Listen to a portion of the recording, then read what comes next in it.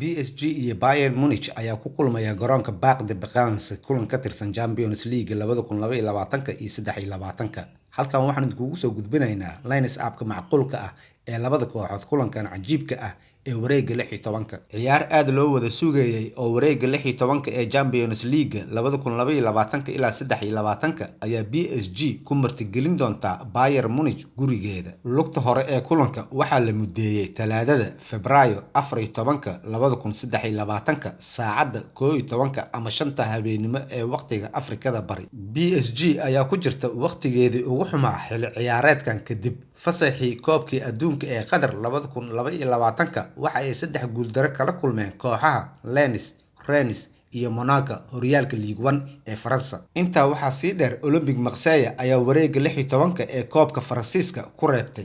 dhanka kale Bayern Munich iyo awoodeeda Bundesliga ayaa laga yaabaa inay halis ku jirto. si kastaba ha ahaatee waxay heleen heerkii ugu fiicnaa ee wareegga gruubyada Champions League iyagoo 6 guul ka gaaray 6 kulan oo ay wajaheen Inter, Barcelona iyo Victoria Pilsen.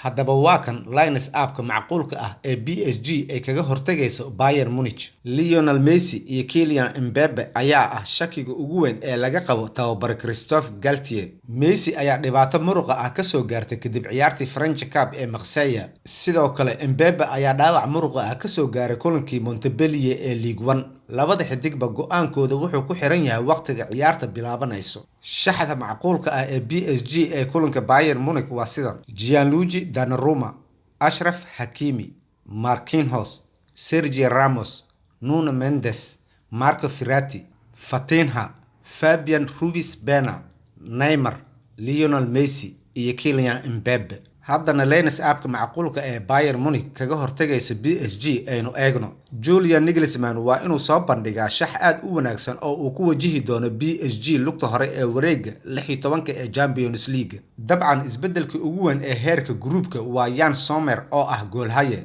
waxaa muhiim ah in la xasuusto in Manuel Neuer uu dhaawacmay isaga oo skiing ku guda jira ama ciyaaraha barafka la ciyaaro ku guda jira kadib koobkii adduunka. shaxda 11 ciyaaryahan ee macquulka ah ee Bayern Munich ee ka dhanka ah PSG waa sida tan: Jan Sommer, Alphonso Davies, Dayo Upamecano, Matthijs de Ligt, Joao Cancelo, Leon Goretzka, Joshua Kimmich, Jamal Musiala, Kingsley Coman, Leroy Sane iyo Thomas Muller.